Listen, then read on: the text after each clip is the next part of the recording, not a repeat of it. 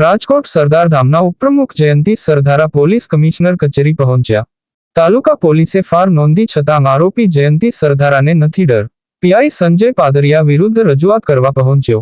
જયંતિ સરદારાએ આપ્યું નિવેદન। પીઆઈ સંજય પાદરિયા ગુના કરવાની ટેવ ધરાવે। જયંતિ સરદારાએ પોલીસને બોગસ ઠેરવી। જયંતિ સરદારાએ કહ્યું, પોલીસમાં ઓળખાણ ધરાવતા હોવાથી પોલીસે પીઆઈની ખોટી ફરિયાદ લીધી। મને ખોટી રીતે આરોપી બનાવી દીધો। પોલીસ ધારે તો બેસાડી દે।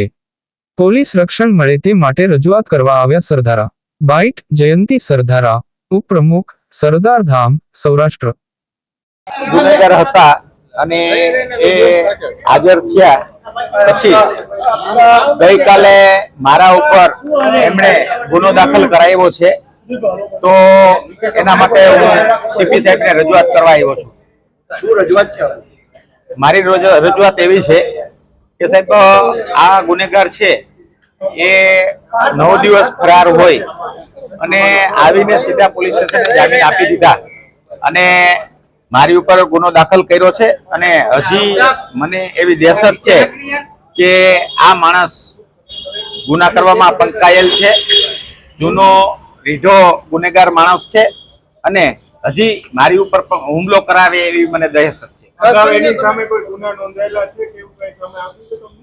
ગુના તો નોંધાયા છે, પણ એન પ્રકારે એ લોકોએ સંબંધો વગનો ઉપયોગ કરી અને એને રફે દફે કરી નાખેલા છે। જયંતિભાઈ, હાલ તમે ગુનેગાર છો, ગુનો નોંધાઈ ગયો છે, આરોપી સામેથી પોલીસ પાસે આવે છે। સાહેબ, હું ગુનેગાર છું જ નહીં, મારી ઉપર તો ખાલી ષડયંત્ર કરવામાં આવ્યું છે। મને તો ત્યાં મારી ઉપર હુમલો કર્યો અને હવે મારી ઉપર ફરિયાદ કરી છે, બોગસ ફરિયાદ છે। હું ગુનેગાર છું જ નહીં, મારે કઈ પીવાની જરૂર નથી। એફઆઈઆર થઈ ચૂકી છે, હાલમાં તો તમે અત્યારે આરોપી છો। પોલીસ કમિશનર સાહેબને કહેશો કે મને બેસાડી દો અહીંયા? કાંઈ વાંધો નહીં, જો હું ગુનેગાર હઈશ તો મને બેસાડી દે, મને કઈ વાંધો નથી। તમે ધરપકડ ઓળખો? હા, ધરપકડ કરવાની હોય તો ઓરલીશ। તમે પોલીસને ચોર કીધા છે, પોલીસ પૈસા ખાય છે અને ખોડલધામ સંસ્થા વિશે ખરાબ બોલ્યા છે, આવો ફરિયાદનો ઉલ્લેખ છે। પોલીસ ચોર છે એવું છે નહીં, બધાય પોલીસ સરખા નથી હોતા। મેં માત્ર ને માત્ર પીઆઈ પાદરિયા વિશે કીધું હતું। પોલીસ ઉપર મને 100% ભરોસો છે, તો જ હું અત્યારે ઉભો હોય। તમે બોગસ ફરિયાદની વાત કરી રહ્યા છો, તો પોલીસ થોડી બોગસ ફરિયાદ?